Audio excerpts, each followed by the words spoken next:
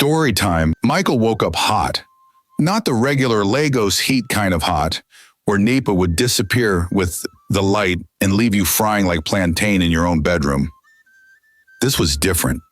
This was the kind of heat that came from having another human body pressed against yours. The kind that made your skin stick together like okra soup that had been sitting on the stove too long. He blinked once, then twice. Then his eyes shot open like someone had just announced free money at the gate. He was naked, completely, shamelessly, birthday suit naked. And beside him, tangled in the white bed sheets like a fallen angel who had lost a wrestling match with sleep itself, was his wife, also naked. Michael's brain did a full system reboot. He stared at the ceiling, then at the sheets, then at her, then back at the ceiling.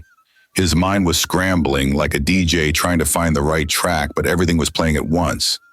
Jesus is Lord, he whispered to the ceiling, as if Jesus himself needed to confirm what Michael's eyes were clearly seeing.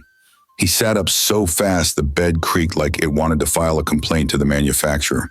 His heart was pounding like talking drums at a village festival. His mind was racing faster than a Lagos driver dodging potholes. His body remembered things his brain was still trying to desperately delete. What the hell? The movement jolted her awake. Kioma stirred, stretched like a cat in the sun who had just discovered the perfect spot on the carpet, then froze mid-yawn when she realized three very important things. 1, she was not wearing clothes. 2, neither was he. 3, they were in the same bed. Together. Very together. Her eyes went wide, the kind of wide that could swallow the entire room. She grabbed the bedsheet and pulled it up to her neck like it was bulletproof armor against the reality staring her in the face. Michael! Don't shout my name like I kidnapped you, he shouted back, scrambling off the bed like it was on fire and the fire was calling his village people. This is my room! What are you doing here? What am I doing here? She sat up, clutching the sheet tighter than a Lecky housewife clutching her designer bag. You're the one who… Wait, They both froze, stared at each other. The realization hit them at the same time like a Danfo bus with bad brakes running a red light at CMS. Oh my God, she whispered, her voice barely audible, like saying it quietly would somehow make it less true. Oh my God, he echoed, his voice cracking like a teenage boy hitting puberty for the second time. There was a long, heavy silence, the kind of silence that could carry an entire Nollywood movie trilogy on its back. The kind of silence that made the room feel smaller and the air feel thicker and the shame feel heavier. Then Michael ran his hand through his hair, pacing back and forth like a man who had just discovered his life savings had grown legs, bought a one-way ticket to Timbuktu, and sent him a postcard saying, I'm never coming back. Okay, let's think. What happened last night? Kioma blinked rapidly, her brain scrambling through the foggy memories like someone searching for car keys in a dark room. I don't know. We had dinner. Grandma made that special tea. We drank it. Then everything went blurry. Michael finished, his voice tight with accusation and confusion. I remember feeling hot, like really hot, like my body was on fire and someone had turned me into a personal furnace. Me too, she said, eyes wide with the horror of shared experience. I thought the ISA was broken. I kept asking Blessing to turn it higher, but she said it was already on the coldest setting. Michael stopped pacing. His eyes narrowed like a detective who had just found the murder weapon. Wait, Grandma's tea. She gasped, her hand flying to her mouth. You don't think… I know, he said darkly, his voice dropping to the tone of a man who had just uncovered a village conspiracy. That woman put something in the tea. As if summoned by the mere mention of her name, like Beetlejuice but with a jello, a loud, cheerful voice echoed from the hallway, carrying with it the scent of jollof rice and unshakable confidence. Good morning, my children. I hope you people slept well. Breakfast is ready. Michael and Kioma looked at each other, Then, in perfect unison, like a choir that had rehearsed this exact moment, they shouted, "Grandma." But let's rewind, because this story didn't start with a scandalous morning after scene involving questionable tea and naked bodies tangled in sheets like a badly wrapped Christmas present. Number. This story started 5 years ago in a hospital room that smelled like antiseptic, regret, and shattered dreams. Kioma had been the kind of woman who could walk into a boardroom and make grown men rethink their entire presentation. Sharp, confident, dressed like she owned the company, and one day she fully planned to. She was a senior director at Pinnacle Enterprises, one of the top marketing firms in Lagos. The kind of company where people wore suits that cost more than some people's rent and spoke in acronyms that sounded like secret government codes. She had worked her way up from intern to director in 7 years. 7 years, not 8, not 10, 7. People whispered her name with respect at company meetings, some with envy during bathroom gossip sessions, but everyone knew Kioma was going places, fast, like a Lagos driver who just saw a green light and decided traffic laws were merely suggestions. Then she met Michael. Michael wasn't the kind of man who shouted his presence from rooftops or walked into rooms expecting applause. He was quiet, steady, the kind of guy who fixed things without making noise about it, like a good air conditioner or a reliable generator. He was an architect, good with his hands, better with his heart, and excellent at drawing straight lines both on paper and in life. He didn't need the spotlight. He didn't crave attention. He just needed her. They met at a mutual friend's wedding. She was the maid of honor, gracefully managing bridesmaids who couldn't walk in heels, and a bride who kept crying about her makeup. He was the best man, calmly handling groomsmen who had shown up late and slightly drunk. By the end of the night, they had exchanged numbers, life stories, dreams, fears, and something that felt dangerously close to destiny, wrapped in lace and expensive asoebi. 6 months later, they were engaged. A year after that, they were married in a beautiful ceremony that had Grandma Danlami crying so loud, the pastor had to pause twice and the photographer missed 3 important shots because he was laughing. Everything was perfect. Like a Nollywood movie where the good guy actually wins and nobody dies tragically in the rain. Until the baby conversation started. "I'm not ready yet," Kioma had said one evening, curled up on the couch with a glass of wine in one hand and a work report in the other, looking like the CEO she was destined to become. "I want to make senior VP first. Just give me 2 more years, then we can start trying." Michael had smiled, kissed her forehead gently, and tucked a loose braid behind her ear. "Take all the time you need. I'm not going anywhere. We have forever," and he meant it, every word. But then life, being the dramatic scriptwriter it always is, had other plans. One Tuesday morning, Kioma woke up nauseous. Her stomach felt like it had formed a protest union and gone on strike. She blamed it on the Chinese food from the night before. That chicken had looked suspiciously dry anyway.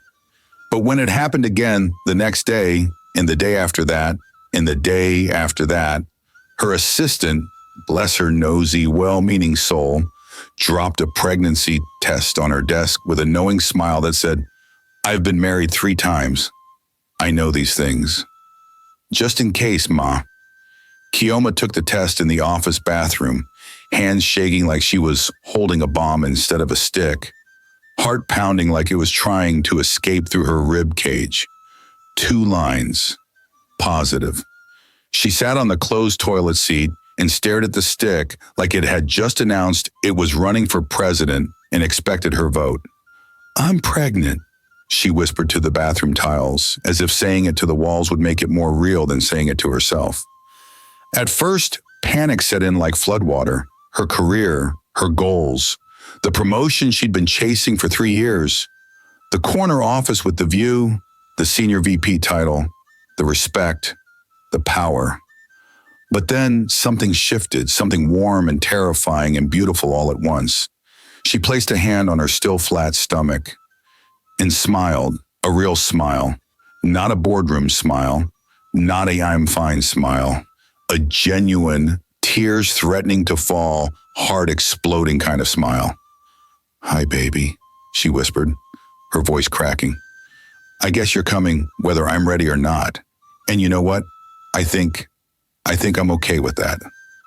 That evening, she told Michael, she had planned a whole speech, romantic lighting, soft music, maybe some candles. But the moment he walked through the door, tired from a long day of dealing with the contractors who thought budget was just a suggestion, she blurted it out. I'm pregnant, he froze. Briefcase still in hand, keys dangling from his fingers, mouth slightly open. Then he dropped everything, literally, and crossed the room in 3 long strides. We're having a baby? She nodded, tears already falling. We're having a baby, he asked again, like he needed her to confirm it 17 times before his brain would accept the information. We're having a baby. She laughed through her tears, and he picked her up and spun her around like they were in a music video. Then he cried. Not sad tears, happy ones. The kind that made his shoulders shake and his voice crack and his heart feel too big for his chest. For the first time in years, Kioma forgot about the boardroom. She forgot about the promotion. She forgot about climbing ladders and breaking glass ceilings. She forgot about everything except the tiny life growing inside her. She started buying baby books, the kind with pictures of cute babies doing cute things. She downloaded pregnancy apps that sent her daily updates like, your baby is now the size of a blueberry. Soon they'll be the size of a lime. Then an avocado. It's like a fruit salad in there. She even joined a mommy group chat that sent messages at 3 a.m. about cravings and swollen feet and the best diaper brands. She was happy, genuinely, deeply, stupidly, overwhelmingly happy. Until week 12. Kioma had been in the middle of a presentation when the pain hit. Sharp, sudden, vicious, like someone had reached inside her and twisted everything they could find. She gasped, clutching her stomach, her PowerPoint slide frozen on the screen behind her, showing quarterly projections that suddenly didn't matter at all. Ma, are you okay? Her assistant asked, alarmed, standing up from her seat in the back of the conference room. I don't know, Kioma whispered, her face draining of color like someone had pulled a plug. Something's wrong. Something's very wrong. Before anyone could react, her knees buckled. She collapsed. The projector kept running, the quarterly numbers still glowing on the screen, but Kioma was on the floor, unconscious, her perfect presentation forgotten. When she woke up in the hospital, the first thing she saw was Michael's face. Red eyes, tight jaw, lips pressed into a thin line. He looked like someone had just told him the world was ending and handed him the receipt. Michael? She croaked, her throat dry and her body aching. He didn't smile, he didn't rush to hug her. He didn't grab her hand and thank God she was okay. He just stared at her with something cold and broken and accusatory in his eyes. The doctor said you had an abortion. The words landed like stones. Kioma blinked. What? You heard me. No, that's not... Michael, what are you talking about? They found abortion pills in your system, Kioma. His voice cracked, but not with sadness, with anger, with betrayal.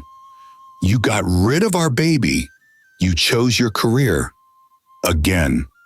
I didn't, she screamed, sitting up despite the pain shooting through her abdomen.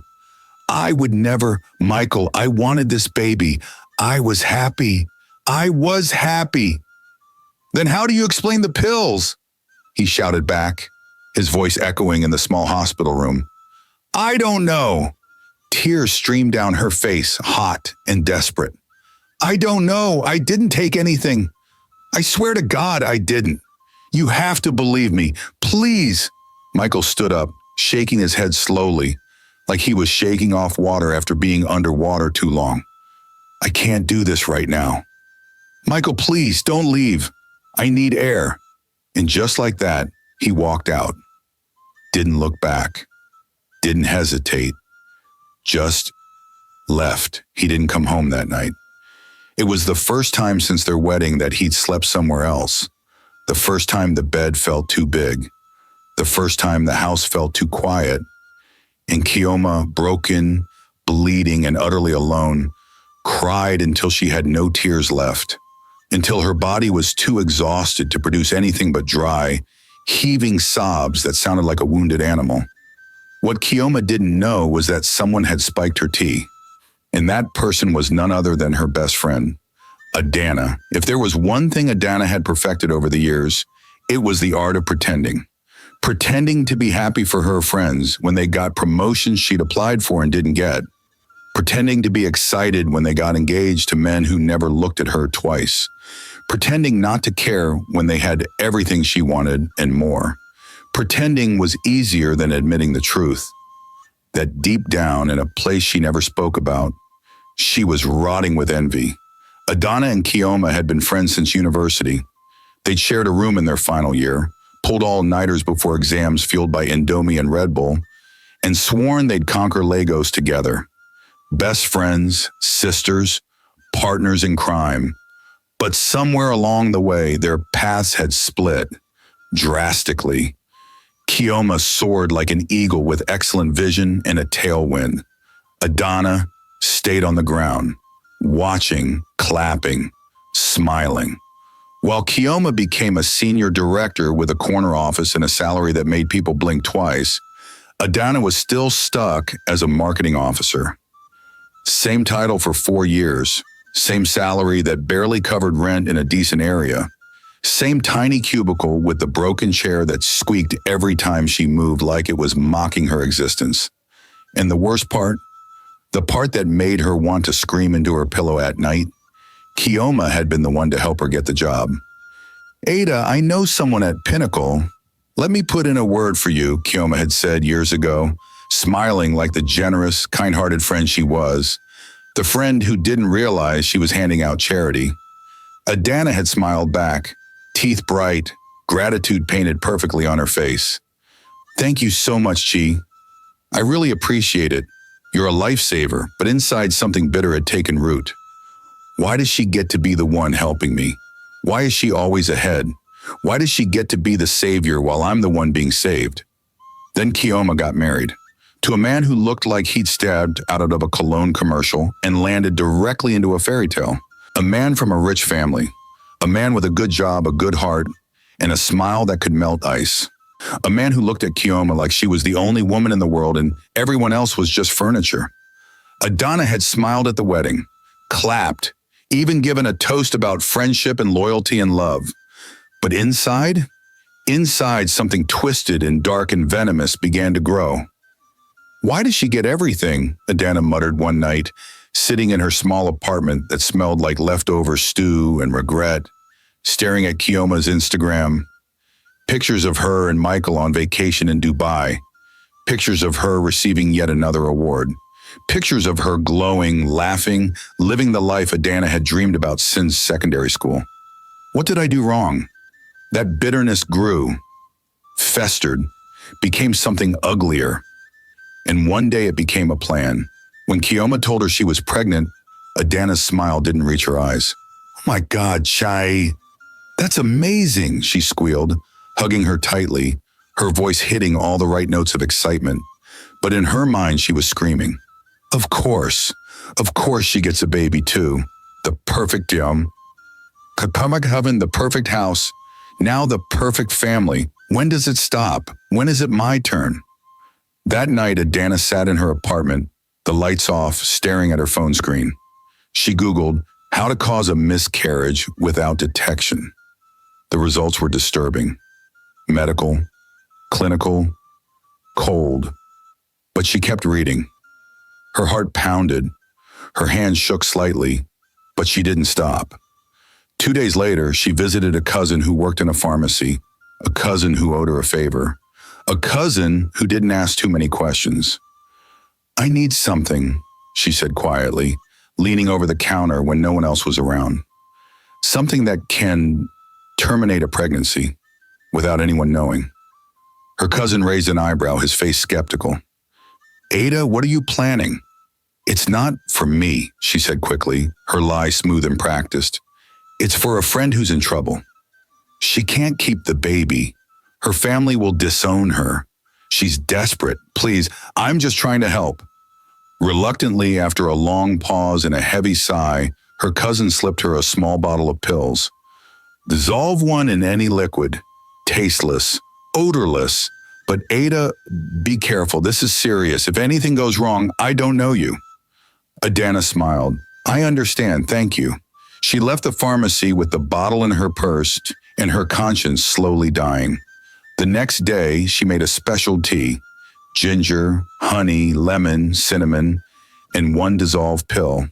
She brought it to Kioma's office in a cute thermos with a ribbon tied around it like a gift from a friend who cared. I made this for you, she said sweetly, placing it on Kioma's desk with a smile that could win awards. You've been working so hard. I thought you could use something soothing. It's my grandmother's recipe. Kioma's face lit up like a child on Christmas morning. Ada, you're the best. Thank you. You always know exactly what I need. She drank it. All of it. Every last drop. 2 hours later, she collapsed. When Adana got the call, she rushed to the hospital with tears streaming down her face and worry painted perfectly on her features like a Nollywood actress hitting her mark. Oh my God, Chai, are you okay? What happened? Kioma, pale and broken and barely holding herself together, grabbed her hand. I lost the baby, Ada. I lost my baby. I'm so sorry, Adana whispered, squeezing her hand, her voice trembling with fake sympathy. I'm so sorry. And deep inside, where no one could see, where even God had to squint to notice, she smiled. After the miscarriage, Michael and Kioma's marriage began to crumble like old bread left out in the sun. At first they tried. God knows they tried. They went to therapy, sat in uncomfortable chairs across from a woman with glasses and a notepad who asked questions like she was conducting a scientific experiment. How does that make you feel? The therapist would ask, her pen poised. Like she chose her career over our child, Michael would say, his voice flat and emotionless, like he'd rehearsed the line too many times. I didn't, Kioma would shout, tears streaming, hands shaking. Why won't you believe me? I wanted that baby. I wanted it.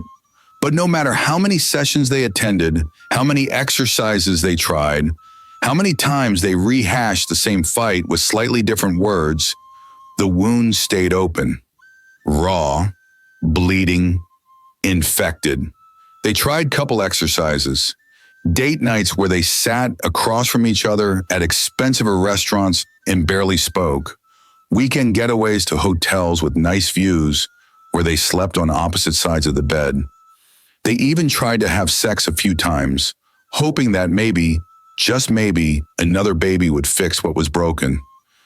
But it felt wrong, mechanical, like they were strangers performing a script neither of them believed in, hitting their marks but feeling nothing. Michael would lie beside her afterward, staring at the ceiling, and think, this isn't love anymore. This is obligation. This is guilt. This is two people trying to resurrect something that's already dead. Kioma would cry quietly in the bathroom afterward, looking at herself in the mirror, wondering, how did we get here? How did we become this? After 6 months of trying and failing and trying again, Kioma was diagnosed with clinical depression.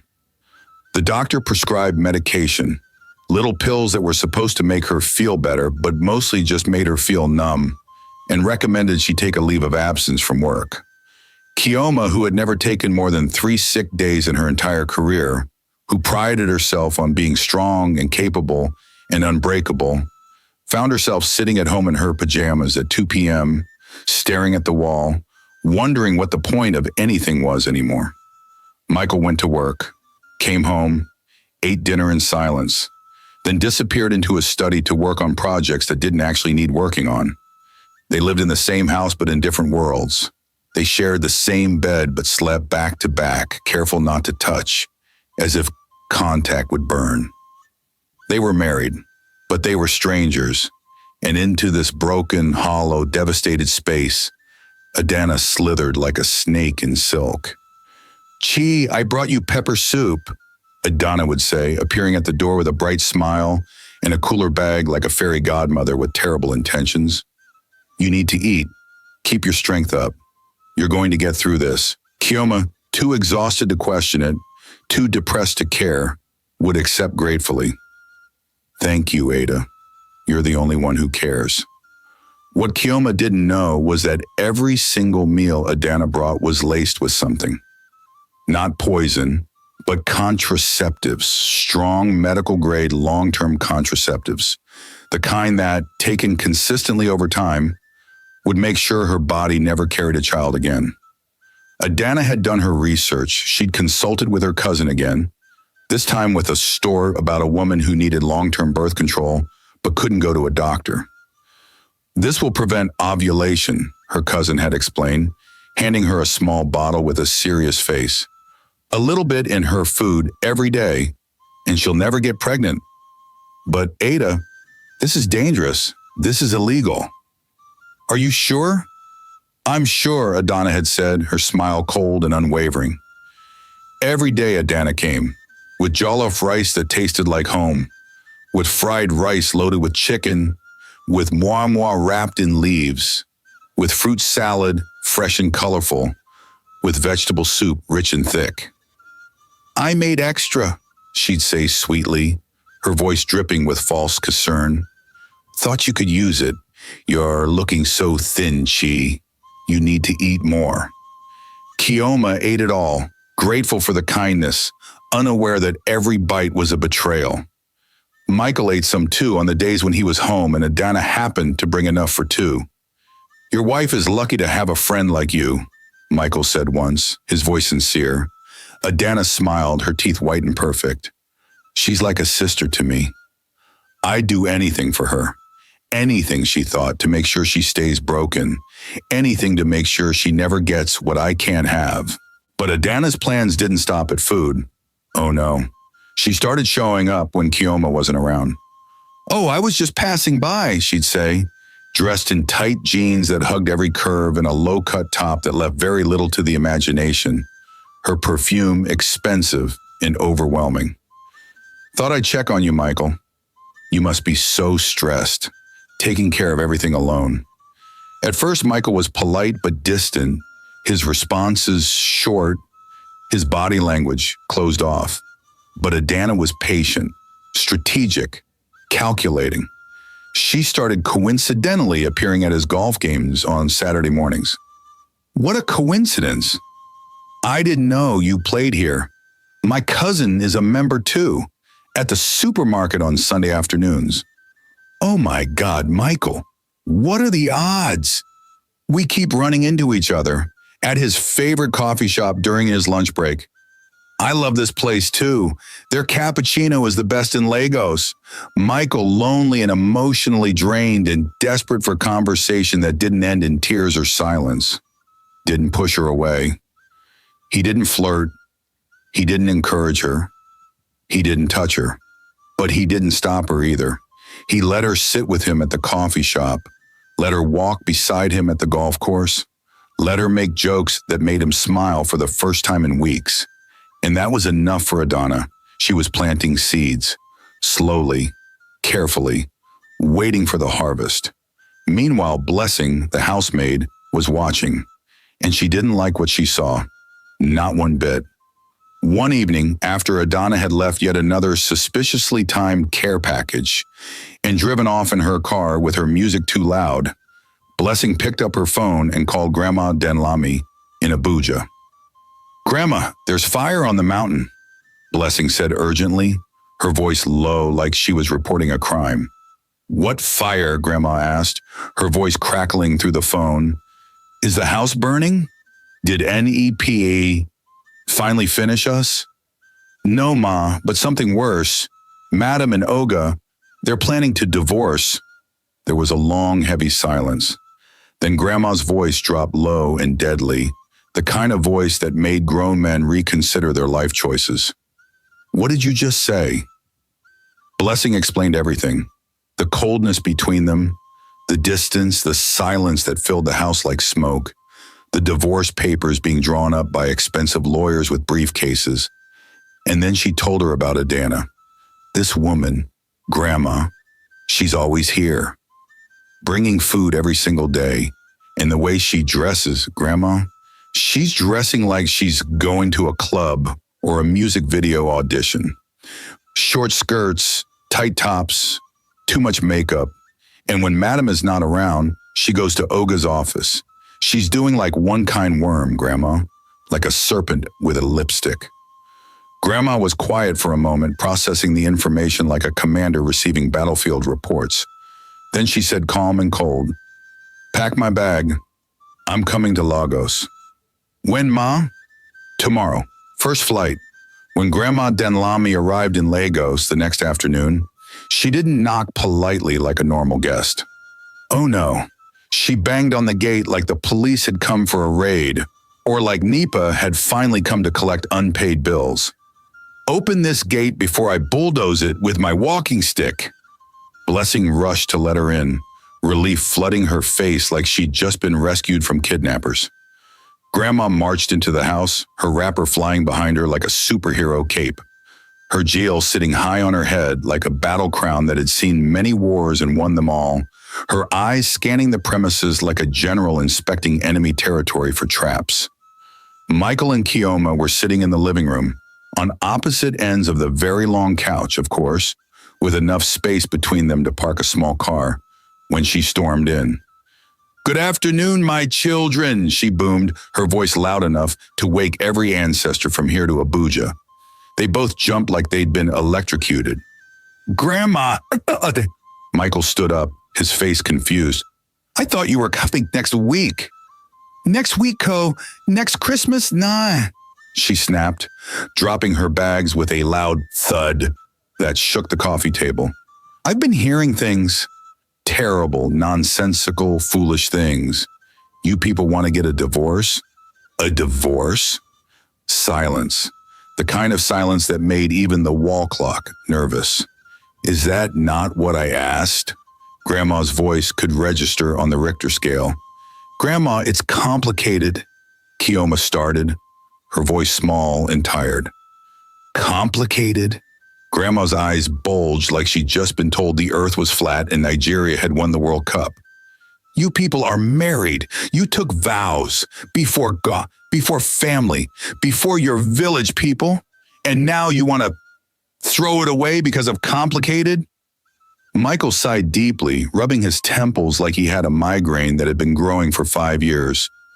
"Grandma, we've tried. It's not working anymore. We're done." "Not working?" Grandma stared at him like he'd just said the earth was square and water flows upward. "What do you mean not working? You love each other." "Grandma, he doesn't love me anymore," Kioma said quietly, her voice breaking like glass. "He looks at me like I'm a stranger. Like I'm the villain in his story." "That's not true," Michael started, but his voice lacked conviction. "Then why do you treat me like I'm invisible?" Kioma shouted, tears spilling down her cheeks like a dam had finally broken. "Why do you look at me like I murdered our child? Like I'm some kind of monster?" "Because you chose your career," Michael shouted back, his voice raw with 5 years of pain. "You chose work over our baby." "You got rid of it." "I didn't," Kioma screamed, standing up now, her whole body shaking. "How many times do I have to say it? How many times do I have to beg you to believe me? I didn't do it." "Enough!" Grandma's voice cut through the chaos like a machete through sugarcane. They both went silent immediately, frozen. Grandma sat down slowly on the center of the couch, right between where they'd been sitting, adjusting her wrapper with the kind of calm that comes before a storm. "My children," she said, her voice softer now, but still carrying weight. "Sit down." Both of you, they obeyed like scolded children. "You think this is a reason to divorce?" she asked, looking between them with eyes that had seen too much life to be fooled by excuses. "You think losing a baby means you throw away your marriage like old newspapers?" "Grandma, we've been trying for 5 years, Michael said tiredly, his shoulders slumping. 5 years of therapy, 5 years of fighting, 5 years of pretending. Nothing works. It's broken, Grandma. We're broken. Grandma looked at Kioma. And you, my daughter? I'm tired, Grandma, Kioma whispered, her voice barely audible. I'm so tired. I have nothing left. Grandma nodded slowly like she was absorbing their pain. Then she leaned forward, her voice dropping to something almost gentle. Let me tell you something. I once lost a pregnancy, my very first one, back in the days when there were no fancy hospitals with air conditioning or sympathetic counselors with degrees, just pain and silence, and women telling you to be strong. They both looked up, surprised. Grandma never talked about this.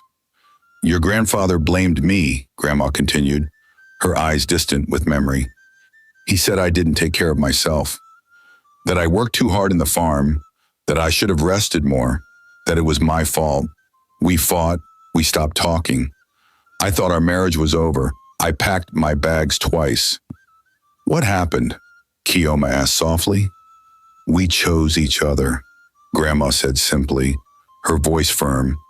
We decided that losing a baby, as painful as it was, as heartbreaking as it felt, would not make us lose each other. Because marriage is not about perfection. It's about choosing each other even when everything is falling apart. She turned to Michael, her eyes sharp. My son, you have been a bad husband. Michael blinked, shocked. What? You heard me with your 2 coconut ears. Your wife was going through pain, depression, clinical depression, the kind that makes you forget who you are, and you abandon her like spoiled food. That is not what a man does. That is what a coward does. Michael opened his mouth to argue, but Grandma raised her hand like a traffic warden. And you, she turned to Kioma with equal sharpness, you chose your career first. That is your mistake. You said you wanted to wait. You made work your priority, but losing the baby, that is not your fault. Do you hear me? Not your fault. But the pills, Michael started. My son, Grandma said slowly, her voice taking on a weight that made the air feel heavier. Sometimes there are more things going on than what meets the eye. Sometimes there are conspiracies, evil plans, people with bad intentions and wicked hearts hiding behind smiles. She let that hang in the air like smoke. You need to support your wife. No matter what, marriage is not about blame and pointing fingers like children fighting over sweets. It's about standing together even when the ground is shaking and the roof is leaking. There was a long, heavy silence. The wall clock ticked. Somewhere outside, a generator coughed to life. Then Kioma said quietly, Grandma, I don't think he wants me anymore. And I don't think she's ready to be a wife or a mother, Michael added, his voice hollow. Grandma sighed deeply, like she was exhaling 5 years of frustration. Then you two are fools. Olympic-level fools. Gold medalists in foolishness. She stood up, adjusted her gel, which had tilted slightly during her speech, and walked toward the guest room with the kind of authority that made even furniture move out of her way. I'm staying here until you people come to your senses. And if you still want to divorce after I'm done with you, then go ahead. Sign your useless papers. But you will not divorce without a fight. I didn't raise idiots. She paused at the door, turned back with one final command. Oh, and one more thing. Smile. They both blinked in confusion. What? Smile. Both of you. Right now. Show your teeth. Grandma, we're not in the mood. I don't care what mood you're in, she barked, her voice reaching levels that could summon village meetings. Babies run away from couples who frown like mortuary attendants who haven't been paid. If you want children in your life, you must smile. Show your teeth. Act like human beings, not stone statues at National Museum. Michael and Kioma stared at each other awkwardly. Then reluctantly, like children forced to take a photo they didn't want to take, they forced small, painful, unconvincing smiles that looked more like they had stomach cramps. Grandma nodded approvingly, though the smiles were terrible. Better. Keep practicing. I want to see teeth every morning. Even if you're crying, cry with a smile. Now, where is the kitchen? I need to inspect what nonsense you people have been eating." And with that, she disappeared toward the kitchen, leaving them sitting there like confused students who had just failed an exam they didn't know they were taking. A few days later, Adana made her move. She had heard through the company grapevine, courtesy of a loose-lipped colleague who couldn't keep secrets if her salary depended on it, that Kioma's grandmother was in town.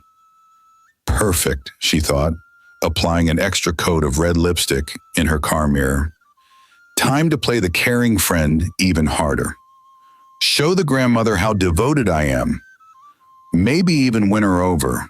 She dressed carefully that Thursday afternoon, a tight red dress that hugged every single curve like it was painted on, heels that clicked with confidence and made her legs look longer. Hair freshly done at the salon that morning, makeup on point, perfume expensive enough to make people turn around when she walked past. She looked like she was going to a date, not dropping off food for a sick friend. She packed a large cooler full of jollof rice, fried plantain, grilled chicken, and, of course, her special ingredients mixed in so carefully that no one would ever know. Then she drove to Michael's house, rehearsing her lines in her head, practicing her concerned face in the rearview mirror. Blessing was sweeping the front yard, humming a gospel song, when she saw the familiar car pull up. Her eyes narrowed immediately. She dropped the broom like it had suddenly become a snake and ran inside, her slippers slapping against the tiles. "Grandma! Grandma! She's here!" Grandma, who had been sipping tea and reading her Bible in the living room, looked up sharply, her eyes lighting up like someone had just announced war and she was ready. "The serpent?" "Yes, Ma, the long-necked one." Grandma set down her cup slowly, deliberately. A smile, cold, calculating, and dangerous, spread across her face like sunrise over a battlefield. "Good. Excellent. Perfect timing. I've been waiting for this foolish girl." She stood up, tied her wrapper tighter like a boxer preparing for a fight, adjusted her jelly to maximum battle height, and marched outside like a soldier heading to defend her territory from invaders. Adana was just stepping out of her car, balancing the heavy cooler in one hand and her designer purse in the other, when a voice boomed across the compound like thunder during rainy season. "Hey, you, stop right there!" Adana froze mid-step. An older woman was storming toward her, eyes blazing with the fury of 1,000 ancestors. Jewel sitting on her head like a crown that had conquered kingdoms, wrapper flying behind her like she had her own personal wind machine. "Good afternoon, Ma," Adana said sweetly, forcing her brightest, most innocent smile, the one she'd practiced for situations exactly like this. "I brought food for Kioma and—" "For who?" Grandma stopped right in front of her, so close Adana could smell the righteous anger radiating off her like heat from asphalt. "Who did you bring food for?" For Kioma and Michael. I'm her friend. Her best friend, actually. We've been friends since—" "Friend?" Grandma's voice could crack concrete. "You call yourself friend? You long-necked ostrich. You elongated giraffe. You think I don't know what you are?" Adana blinked, her smile faltering, genuinely shocked. "Excuse me? Don't excuse me. Grandma stepped even closer, and Adana instinctively stepped back, her heel catching slightly on the concrete. "I've been hearing about you. How you've been coming here every single day with your poisoned food and your tight dresses that your body is fighting to escape from." "Poisoned? What are you talking about? I would never." "I have eyes and ears everywhere," Grandma snapped, her finger pointed like a weapon. "I know you've been stalking my grandson like a lioness, hunting an antelope, showing up at his golf course, his supermarket, his office, appearing everywhere like bad smell. You think I'm a fool? You think because I'm old, my brain has retired?" Adana's face went pale, her carefully applied foundation suddenly looking too thick. I don't know what you mean. I'm just trying to help. Help? Grandma's laugh was sharp and bitter. Let me make this very, very clear to you. You, this girl with too much makeup and not enough sense. I have been running these Lagos streets since 1989, before you were born, before your mother was even thinking about giving birth to you. I know every trick, every scheme, every conniving move that girls like you try to pull. She stepped even closer, her voice dropping to something low and terrifying, the kind of voice that made even brave men reconsider their choices. Go and find your own husband. Cook for your own man. Stop bringing your accursed food to another woman's home. And stop stalking my grandson like a jobless mosquito looking for blood. If I see you near this house again, if I even hear your name mentioned in this compound, I will break your 2 long matchstick legs and use them to light firewood for cooking jollof rice. Do you understand me? Adana stood there, mouth hanging open like a fish that had been thrown onto dry land, eyes wide with pure terror, her expensive perfume suddenly feeling suffocating. Now, move! Grandma clapped her hands once, loud, sharp, final, like she was chasing away a stray dog that had wandered into the wrong neighborhood. Adana didn't need to be told twice. She dropped the cooler right there on the ground. Jollof rice, plantain, poison and all, stumbled backward like she'd been pushed, nearly twisted her ankle in her expensive heels, and practically ran to her car. Her hands were shaking so badly, she dropped her keys twice before finally managing to open the door. She dove into the driver's seat, started the engine, and drove off so fast her tires screeched against the pavement like they were screaming for help. Grandma stood there, hands planted firmly on her hips, watching until the car disappeared around the corner and the sound of the engine faded into Lagos traffic. Then she turned to Blessing, who was peeking from behind the gate, one hand covering her mouth to keep from laughing out loud. That one will not disturb us again, Grandma said calmly, dusting her hands like she'd just finished taking out the trash. Blessing grinned so wide her cheeks hurt. Grandma, you scattered her. You destroyed her completely. She ran like Usain Bolt. Of course, Grandma said, picking up the abandoned cooler of food and dumping it straight into the waste bin without even opening it. I didn't come all the way from Abuja to watch serpents dance in my children's house. Now let's focus on phase 2. What's phase 2, Grandma? Grandma's eyes twinkled with mischief and determination. Getting my foolish grandchildren back together. Over the next few days, Grandma tried everything in her arsenal of grandmother tactics. She prayed, loudly, very loudly, so loudly that neighbors 3 houses away could hear her. Oh Lord, any power trying to separate my children, let fire consume them, let thunder strike them, let their plans scatter like Danfo passengers when they see Lasma. She fasted, dramatically. I will not eat until this house is filled with joy again. Blessing, hide all the food. Hide the chin-chin. Hide the ground nuts. If I see food, I might be tempted, and then my fast will be useless. Actually, bring me 1 small piece of bread. Just 1. Fasting doesn't mean we should die. She even anointed the house. Literally. One morning, Kioma woke up to find Grandma in the hallway, dressed in full white like she was going for deliverance service, sprinkling oil on every doorpost, every window frame, every corner of every room. Grandma, what are you doing? Kioma asked, rubbing sleep from her eyes. I brought holy oil from Abuja, Grandma declared, holding up the bottle like it was a weapon of mass spiritual destruction. This one is blessed by 7 pastors, 3 prophets, 2 bishops, and 1 very powerful prayer warrior who doesn't joke with fasting. Any demonic force in this house, any spirit of divorce, any spirit of barrenness, any spirit of stubbornness must go. Michael, watching from the top of the stairs in his pajamas, scratching his head, whispered to himself, The only spirit disturbing this house is your old age and drama. But he said it quietly, very quietly, because he wasn't ready for Grandma's wrath. But despite all the prayers, despite all the oil dripping from doorposts, despite all the loud declarations that made the neighbors think they were running a church branch, Michael and Keoma were still planning to divorce. The papers were drawn up, sitting in a lawyer's office in Victoria Island, waiting for signatures. The lawyers were on standby, probably already planning how to spend their fees. It was only a matter of time. Grandma knew she was running out of options, out of prayers, out of patience. One evening, she called Blessing into her room, closed the door carefully, and spoke in a whisper that was somehow louder than her shouting.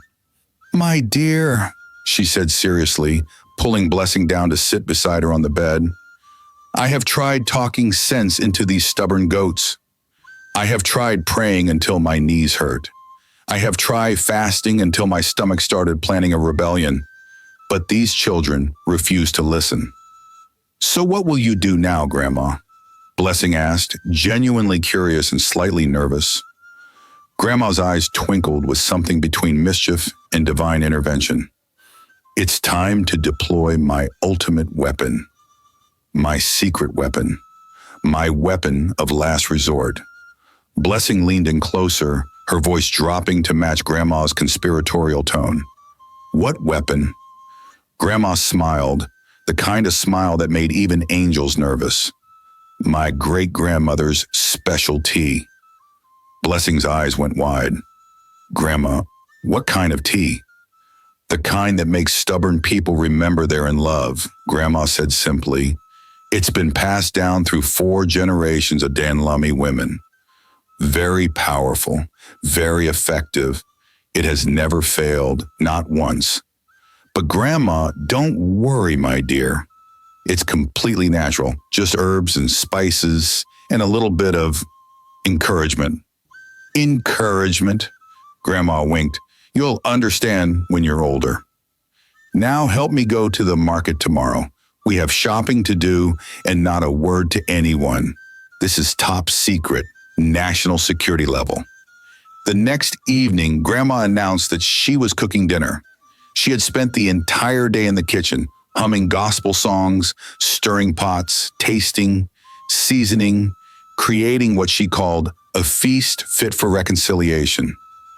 "Everyone must eat together tonight," she declared, standing in the living room like a town crier. "No excuses, no work, no phone, just family. Michael, close that laptop. Keoma, put down that book. Blessing, set the table properly. Use the good plates." Michael and Keoma sat at opposite ends of the dining table, because of course they did, avoiding eye contact like they were strangers forced to share a bus seat during rush hour. Grandma served jollof rice that smelled like heaven had opened a restaurant, fried plantains so perfectly golden it could win competitions, grilled chicken that looked like it belonged in a food magazine. Then she brought out a beautiful ceramic teapot, white with blue flowers, delicate and expensive looking. "This," she said proudly, setting it down in the center of the table like it was a crown jewel, "is my specialty. My great-grandmother taught me this recipe before she died at the age of 97. It calms the nerves, soothes the soul, brings peace to troubled hearts. I will teach you, my daughter, so you can pass it to your own children." She poured tea into 4 cups, one for herself, one for Blessing, one for Michael, and one for Keoma. Michael eyed his cup with the suspicion of a man who had been tricked before and wasn't falling for it again. "Grandma, what exactly is in this tea?" "Herbs from Abuja, spices from my village, honey from my neighbor's bee farm, ginger, cinnamon, love, and a little bit of faith," she said with a mysterious smile. "Grandma, I really don't think—" "Drink," she commanded, her voice leaving no room for argument. Keoma picked up her cup and took a small, cautious sip. It was warm, slightly sweet, with hints of ginger and something else she couldn't quite identify. "It's actually really good." Grandma beamed like a proud chef. "See? I told you. Now everyone drink up. Don't let it get cold. Cold tea is useless tea. She lifted her own cup and took a long, deliberate sip, maintaining eye contact with Michael. Blessing did the same, though her eyes were darting nervously between Grandma and the couple. Michael hesitated for a moment longer, then figured if Grandma was drinking it herself, it couldn't be dangerous. Right? He drank. They all drank. The tea was warm and comforting, sliding down their throats like liquid calm. For about 10 minutes, everything was normal. They ate quietly, made small talk about the weather, about work, about nothing important. Then Michael started sweating, small drops at first, appearing on his forehead like morning dew, then more. Is it just me, or is it suddenly really, really hot in here? He asked, pulling at his collar, his voice slightly strained. Kioma fanned herself with her hand, her face flushing. No, I feel it too. It's like someone turned on a heater. Blessing, please, can you turn up the AC all the way up? Blessing stood up, walked to the thermostat, checked it, then turned back with a confused expression. It's already on the coldest setting, Ma. 16 degrees. It can't go any lower. Then why is it so hot? Kioma stood up suddenly, her chair scraping loudly against the tiles, pulling at the collar of her dress like it was choking her. Michael loosened not just his collar, but the top 3 buttons of his shirt. His skin felt like it was on fire from the inside out. Not a fever, not illness, something else entirely. Something that made his blood feel like it was boiling. This doesn't make sense. The room is fine. It's us. Something's wrong with us. He looked across the table at Kioma. She looked back at him. Their eyes met, and something primal, something undeniable, something that had been dormant for 5 long years, suddenly woke up. The air between them became electric, charged, dangerous. Grandma, watching this unfold from her seat with the calm expression of someone watching a plan come together perfectly, whispered to Blessing, I think it's time we gave them some privacy, don't you think? Blessing nodded quickly, her eyes wide with understanding and a little bit of shock. They quietly, carefully, like ninjas in wrappers, slipped out of the dining room. Behind them, they heard the sound of a chair scraping violently against the floor. Then footsteps, fast ones, urgent ones, heading toward the bedroom. Grandma closed the door to her own room and chuckled softly, shaking her head. Blessing, my dear, she said, sitting down on her bed with a satisfied sigh. This, it must enter. Blessing blinked, confused and slightly scandalized. Grandma, what does that mean? Must enter what? Grandma smiled mysteriously, her eyes twinkling with ancient knowledge. Don't worry, my child. You'll understand when you get married. Just know that by this time next year, I'll be carrying my great-grandchild. Mark my words, write it down, frame it. And that was exactly how Michael and Kioma ended up in bed together, for the first time in 5 years. Wild, uncontrollable, desperate, like their bodies had been waiting, no, starving for permission to remember what love, what passion, what connection felt like.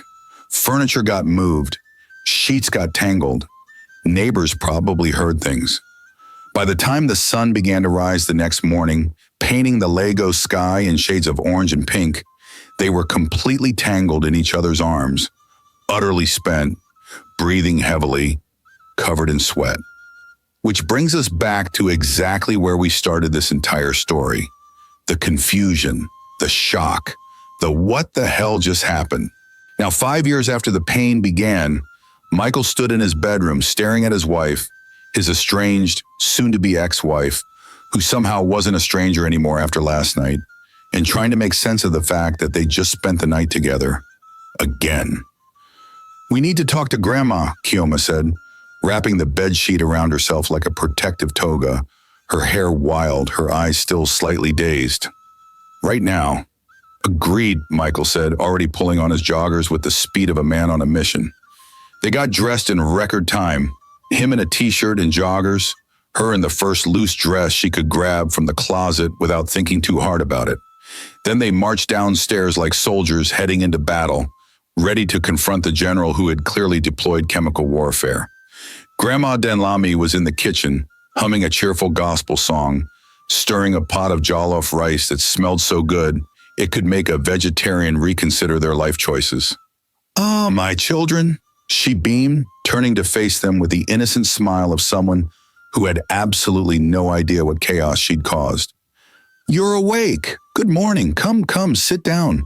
I made breakfast. Your favorite?" "Grandma," Michael said, his voice sharp, cutting through her cheerfulness like a knife. "What did you put in the tea last night?" Grandma blinked innocently, stirring the rice with maddening calmness. "Tea? What tea? Don't play games with us," Kioma said, hands planted firmly on her hips in a stance that meant business. "We all drank tea last night. You, me, Michael, and Blessing. But only we," she gestured wildly between herself and Michael like she was directing traffic, "ended up like this." "Like what?" Grandma asked, still stirring, still smiling, still acting like she had no idea what they were talking about. "Naked in bed together," Michael shouted, his voice reaching levels that probably woke up neighbors 2 houses away. Blessing, who had been folding laundry in the corner, trying her absolute best to be invisible, choked on her own saliva and quickly looked away, biting her lip so hard to keep from laughing that she almost drew blood. Grandma set down her spoon slowly, turned to face them with the kind of serene smile that belonged on a saint's statue in a cathedral, and clasped her hands together. "My children," she said softly, her voice dripping with false innocence, "I honestly don't know what you people are talking about. We all drank the same tea. Me, Blessing, you two. If there was something suspicious in it, wouldn't we all be affected? Wouldn't I be walking around confused? Wouldn't Blessing be acting strange?" Michael opened his mouth, closed it, opened it again, closed it again. She had a point, a frustratingly good point. "But," Kioma started. "Unless," Grandma interrupted smoothly, her eyes twinkling with mischief barely hidden. "You people just missed each other. You're husband and wife, after all. Married before Bastardita and family. There's absolutely no sin in enjoying yourselves. In fact, the Bible encourages it. We didn't enjoy ourselves," Michael snapped, his face turning red. "We were drugged, clearly, obviously." "Drugged?" Grandma gasped dramatically, clutching her chest like she'd just been accused of murder. "What are you accusing me of? Do I look like a drug lord? Do I look like someone who runs a cartel in Abuja? Do I look like someone who mixes chemicals in secret laboratories, eh? Michael, have I ever given you bad advice in your entire life? Have I ever harmed you? Have I ever led you astray?" Michael deflated slightly, his anger losing steam. "No, but then why would I start now?" She turned back to her pot with finality. "You people are overthinking everything, overanalyzing simple things. Maybe the heat was too much last night. Maybe your bodies remembered what your stubborn minds forgot. Either way, what's done is done. Move forward. Stop dwelling on the past." Kioma and Michael exchanged a long look. They knew Grandma had done something. But proving it? That was another matter entirely. A matter that would require evidence they didn't have.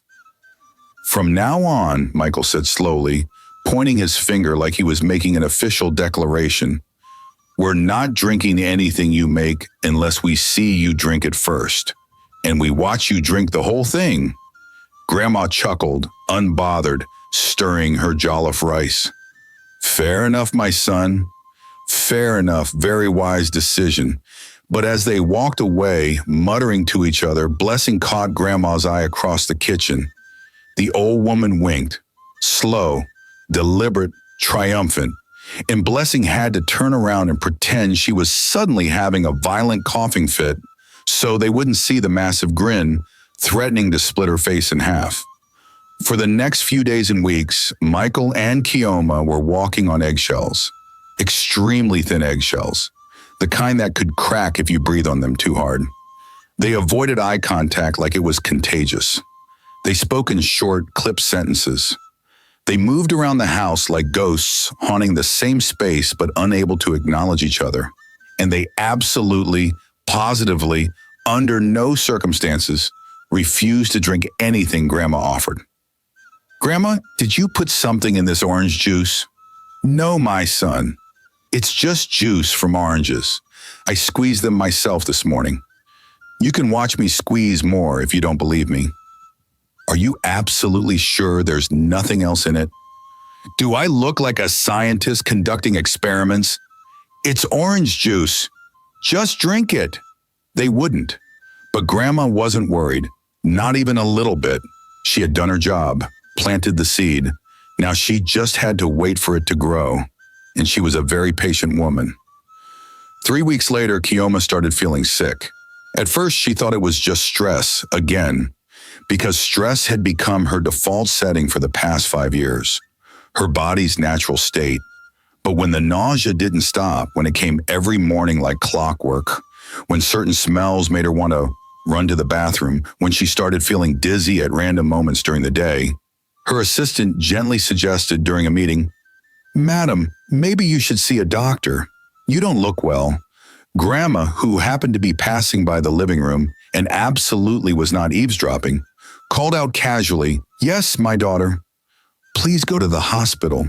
Don't self-medicate. Don't be drinking random herbs. Let professionals check you properly." Kioma went, reluctantly, nervously, and when the doctor, a kind woman with gentle eyes and a knowing smile, said, "Congratulations, Mrs. Kioma. You're pregnant, about 4 weeks along." Kioma felt the entire room spin. She gripped the edge of the examination table. "What?" "You're pregnant," the doctor repeated, smiling wider. "A healthy, viable pregnancy. Congratulations." Kioma sat there, stunned, her mind refusing to process the words. "But how? I mean, I know how, but we haven't. We did, but only once. And that was..." The doctor chuckled kindly. "Sometimes once is all it takes."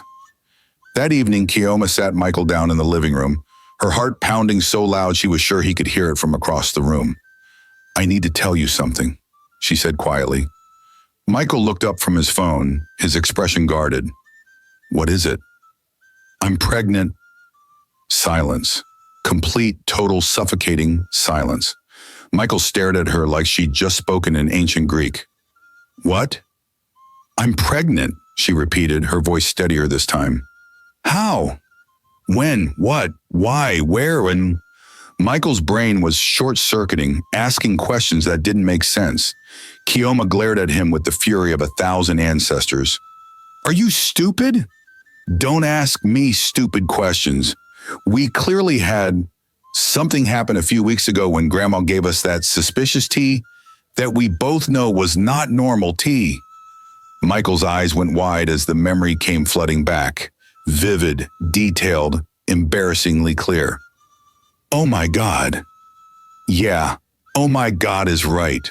Silence again, heavy, loaded. Then Kioma said quietly, her voice firm but gentle, "I'm keeping this baby. With or without you, I don't care if we're getting divorced. I don't care if you hate me. I don't care about any of that anymore. This is my baby. I'm keeping it." Michael looked at her, really looked at her. For the first time in 5 years, he actually saw her.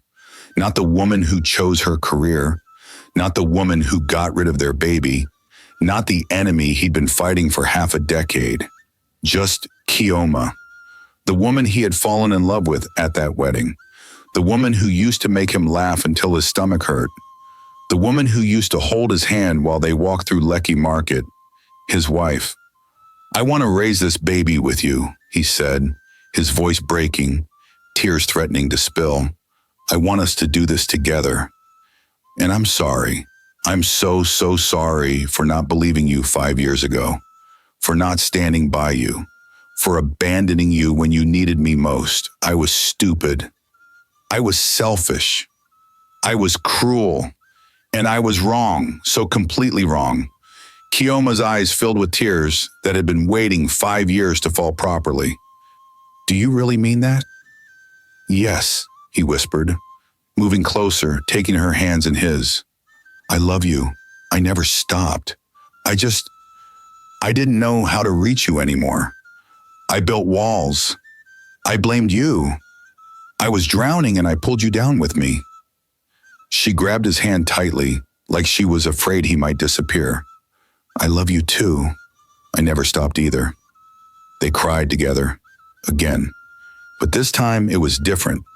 This time it was healing. This time it was real.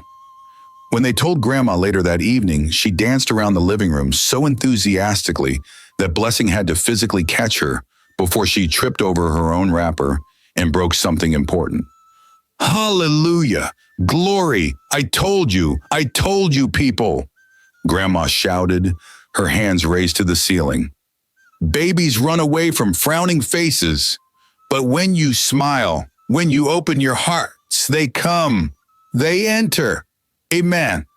Michael and Kioma laughed through their tears, holding each other, watching Grandma celebrate like Nigeria had just won the World Cup. Grandma, Michael said when she finally calmed down enough to breathe, before you go back to Abuja, there's something we really need to know. What is it, my son? What exactly did you put in that tea? Grandma smiled sweetly, mysteriously, like the Mona Lisa, but with a gele. Love, my dear, just pure, unconditional love. Grandma. And maybe, she added with a wink, a little something extra passed down from my great-grandmother. A special recipe, very ancient, very effective, very powerful. Tested and trusted since 1945. Grandma, she waved them off dismissively. Don't worry about the details. The important thing is, mission accomplished. Now, who wants jollof rice? I made plenty. Then she paused dramatically, her face turning serious. But before I leave Lagos and return to my peaceful Abuja life, I still have one more very important piece of business to handle. What's that? Kioma asked nervously. Grandma's eyes turned sharp, dangerous, focused. I need to deal with a long-necked vulture once and for all. The next morning, Grandma Danlami woke up at exactly 5 a.m., took a thorough bath with her special soap from the village, oiled her skin until it shone like polished mahogany under stage lights, and wore her absolute best outfit. A royal blue wrapper with intricate gold embroidery that probably cost more than some people's monthly rent, a matching blouse with puff sleeves that meant serious business, and a Jill so tall and perfectly tied it could communicate with satellites and possibly heaven. She put on her reading glasses, the expensive ones she only wore for serious matters, grabbed her designer handbag that her son had bought her for Christmas, and marched out of the house like a general heading to the final, decisive battle of a long war. Blessing, she called out, her voice carrying authority. Blessing appeared immediately, eyes wide with curiosity and a little bit of fear. Yes, Grandma? I'm going to that serpent girl's office. To her workplace. If I'm not back by noon, call the police or a pastor. Or both. Whoever picks up their phone first. Grandma, what are you going to do? Blessing asked, genuinely worried. Grandma adjusted her gel one final time in the hallway mirror, checked her lipstick, and said simply, Justice, my dear. Pure, divine justice. Now, where did I put my walking stick? I might need it for emphasis. Pinnacle Enterprises was located in one of the tallest, shiniest, most intimidating buildings in Victoria Island. The kind of building that had security guards who looked at you suspiciously if you weren't wearing designer clothes. Glass everywhere, marble floors, air conditioning so powerful it felt like walking into a freezer. The kind of place where even the elevators had attitude. Grandma walked in like she had built the place with her own hands and was coming to inspect her property. The young receptionist at the front desk, a girl who looked fresh out of university with perfectly drawn eyebrows and nails so long they could be classified as weapons, looked up, startled by the vision of elderly authority marching toward her. Good morning, Ma. Welcome to Pinnacle Enterprises. Do you have an appointment? She asked politely, though her eyes were clearly asking, who is this woman and why is her Geely so tall? Tell your CEO that Grandma Dan Lamy is here, Grandma said firmly, planting her handbag on the reception desk with a definitive thud. The receptionist blinked, confused. I'm sorry, Ma, but the CEO is very busy this morning. She has back-to-back meetings. If you don't have an appointment, do you know who I am? Grandma's voice rose to levels that made people 3 floors up pause their coffee breaks. The girl jumped slightly in her chair. No, Ma. Then let me educate you quickly before I lose my patience completely, Grandma said, leaning forward. Go and tell your CEO, Mrs. Adewell, that the woman whose husband helped build this company from the ground up with his own sweat and brilliance is standing in her lobby. And if she doesn't come down in the next 5 minutes, I will personally bulldoze this building with my walking stick in my righteous anger. Do you understand me? The receptionist grabbed the phone so fast she nearly knocked over her coffee cup, her hands shaking as she dialed the CEO's direct line. 3 minutes later, not 5, because Mrs. Adewell recognized the name immediately and moved with speed, the CEO herself came rushing down the grand marble staircase, her heels clicking rapidly, her face lighting up with genuine surprise and warmth. Grandma Dan Lamy, she exclaimed, her arms outstretched. I didn't know you were in Lagos.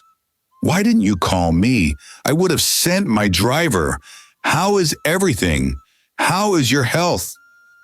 My health is fine, but my spirit is troubled, Grandma said, her tone serious. And I am here on very serious business, not a social visit. Take me to your office. We need to talk privately. Now. Mrs. Adewell's smile faded slightly, replaced by concern. Of course. Please follow me. In the CEO's office, a massive space with floor-to-ceiling windows overlooking Lagos, leather chairs, awards lining the walls, and a desk so big you could host a small party on it. Grandma sat down and wasted absolutely no time. There's a snake in your company, she said bluntly, her hands folded on her lap. Mrs. Adewell frowned, leaning forward. A snake? What do you mean? A serpent, a demon in human clothing, a long-necked, evil-spirited, husband-snatching, food-poisoning vulture named Adana. Mrs. Adewell's eyes widened in recognition. Adana? The marketing officer? The one who's been here for 4 years? Yes, that one. That exact one, Grandma said, her voice cold and sharp. She has been poisoning my granddaughter systematically for 5 years, spiking her food with contraceptives and God knows what else. She caused her to lose her baby. She's been trying to steal her husband by appearing everywhere he goes like a bad spirit. And now she's trying to destroy their marriage completely. Mrs. Adewell's face went from concern to absolutely furious in approximately 2 seconds. Her jaw tightened, her hands clenched into fists on her desk. Are you absolutely serious right now?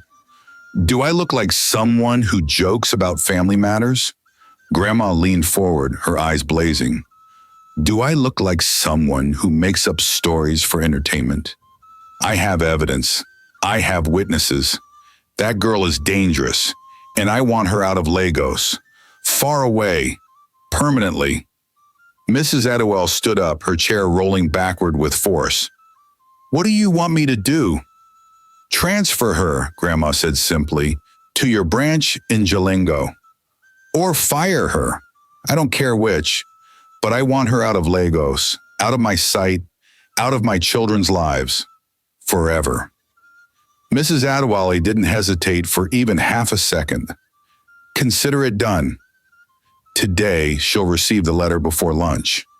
2 hours later, Adana was sitting at her cubicle, scrolling through Instagram and planning her next coincidental meeting with Michael, when an email notification popped up on her screen. Urgent. Report to HR immediately. Her heart skipped. HR? Why would HR want to see her? She hadn't done anything wrong. Well, nothing they could prove. She walked to the HR department, her heels clicking with false confidence, and was handed a sealed envelope. Please read this. the HR manager said, his face completely neutral, giving nothing away. Adana opened it with trembling fingers.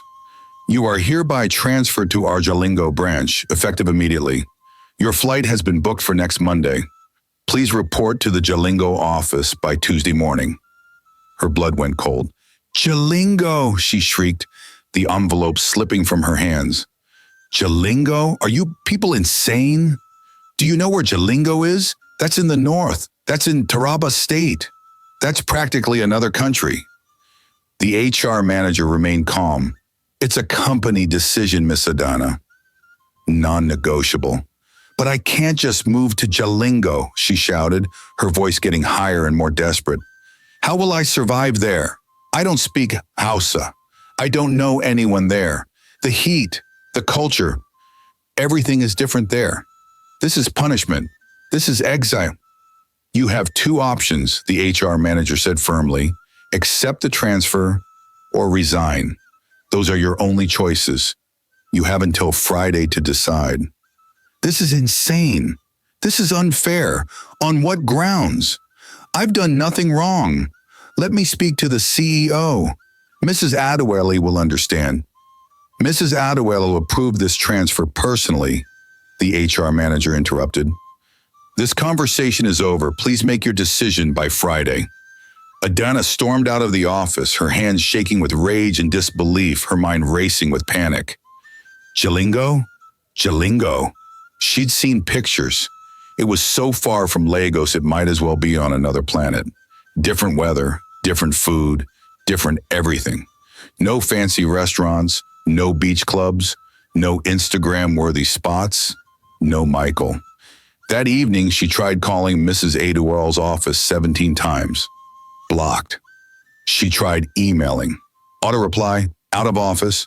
She even tried showing up at the building the next morning. Security didn't let her pass the lobby. She was trapped. By Friday afternoon, with no other options, no other job offers, and no way to afford rent without a salary, she accepted the transfer. With tears of frustration, rage, and defeat streaming down her perfectly made-up face. On Monday morning, she boarded a flight to Jalingo, her designer suitcases packed, her heart filled with bitterness, her plans completely destroyed. As the plane took off, she looked down at Lagos, the city she had tried so hard to conquer, disappearing beneath the clouds, and whispered to herself, "This isn't over." But she was wrong, because in Lagos, Grandma Delamy was sitting in her living room, sipping tea, smiling like someone who had just won a war without firing a single bullet. Problem solved, she told Blessing. Now we can focus on the baby. Kioma's pregnancy was not easy, not even close. Morning sickness hit her like she'd been personally cursed by all the ancestors who had ever existed. She couldn't keep anything down.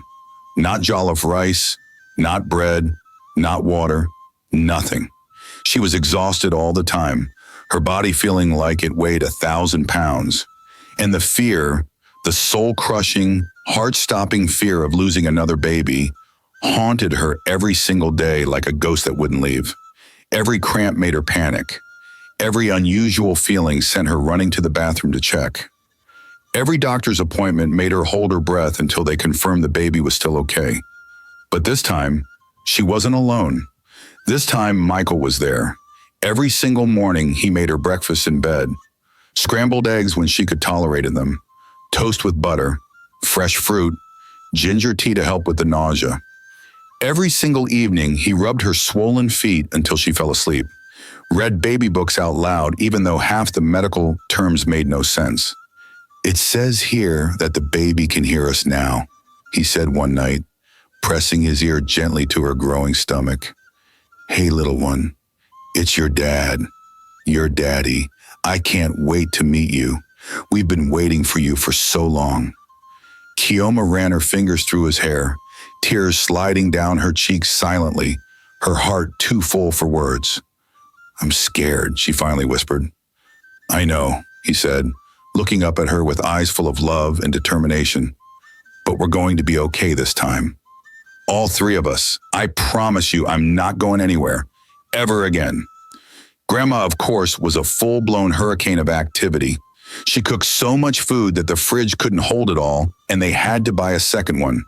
She prayed so loudly every morning that the neighbors 3 houses away started joining in through their windows, thinking there was a church service happening. She even anointed Keoma's belly every single morning without fail.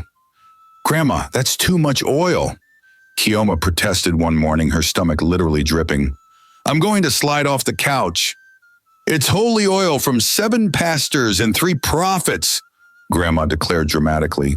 "Every spirit of barrenness, dead. Every spirit of miscarriage, canceled. Every evil plan, destroyed. This baby is sealed by the blood, protected by angels, backed by heaven, approved by God." Despite the chaos, the noise, the excessive oil, and the constant prayers that could wake the dead, Keoma found herself laughing more than she had in 5 years, smiling more, healing more, living more. 9 months later, on a bright, chaotic Saturday morning that felt like the universe had decided today was the day, Keoma went into labor, and Grandma completely lost her mind. "Blessing! Call the driver! Where is the driver?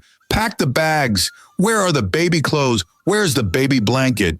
Who ate my chin-chin? This is not the time for snacks. Michael, stop standing there like a statue and help your wife. Keoma, breathe. Don't forget to breathe. Breathing is very important. Please calm down," Michael tried to say, but she wasn't listening. She was running around the house like someone had set her wrapper on fire, grabbing random items, shouting instructions that contradicted each other, praying loudly while simultaneously cursing at things that were in her way. At the hospital, Grandma paced the hallway like a caged lion preparing for battle. Her wrapper slightly askew, her jail tilted at an angle that suggested she'd been through war. "Doctor, is she okay? Is the baby okay? Why is it taking so long? Should I go in there? Do you need my help?" "Ma, please sit down," a nurse said gently but firmly. "I will sit when my great-grandchild is born and not a second before."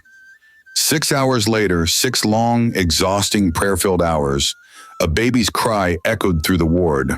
Loud, strong, healthy. Grandma froze mid-prayer. Then she screamed so loud the entire hospital floor heard her. "Hallelujah! Glory to God! My great-grandchild is here! The miracle has happened! Somebody give me a tambourine!"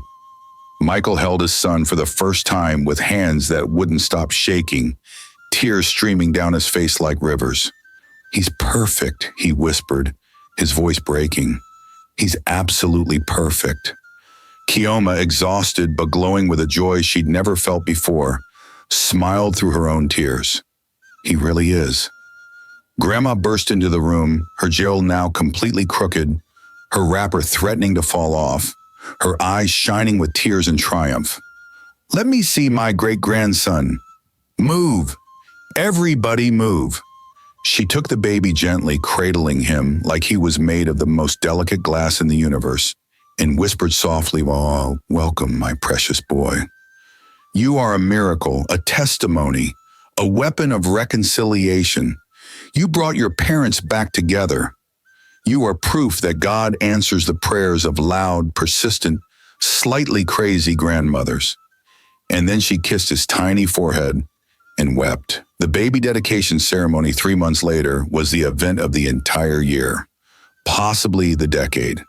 Grandma wore the biggest, tallest, most elaborate gel anyone had ever seen in their entire lives. It was so tall that people joked she could receive radio signals from other countries. She gave a testimony during the ceremony that was so long, so detailed, so full of drama and tears and praise breaks, that the MC had to gently, very gently, remind her that other people needed to speak too, and there was food getting cold outside. "This baby," she declared, standing at the podium like she was giving a presidential address, pointing at the infant in Michael's arms, "brought my stubborn, foolish, hard-headed children back together. He is a miracle. He is proof that God answers prayers. He is evidence that love can survive even the darkest valleys. He is—" "Grandma," Michael whispered, "people are getting hungry." "Let them wait. This is important." Everyone laughed. cheered, clapped. Michael and Kioma stood together at the front, holding their son, dressed in matching traditional outfits, smiling like they just won the lottery and found the meaning of life in the same day. Happy, healed, whole, complete. And as Grandma finally finished her testimony and the party began, as the DJ started playing music and people started dancing, as jollof rice was served and drinks were poured, Grandma danced around the room with so much energy and enthusiasm that Blessing had to physically catch her 3 separate times before she broke something important like her hip or the sound system. "That woman is a force of nature," one guest whispered to another, watching Grandma do moves that defied both age and gravity. The guest nodded solemnly. "She really truly is." The end.